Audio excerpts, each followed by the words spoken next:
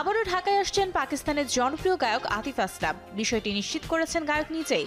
১৯ November রাতে সামাজিক মাধ্যমের এক পোস্টে তিনি জানান, ডিসেম্বরে ঢাকায় অনুষ্ঠিত হবে তার বহুল প্রতীক্ষিত কনসার্ট। পোস্টের সঙ্গে জুড়ে দিয়েছেন কনসার্টে গাইবার একটি স্থির চিত্র।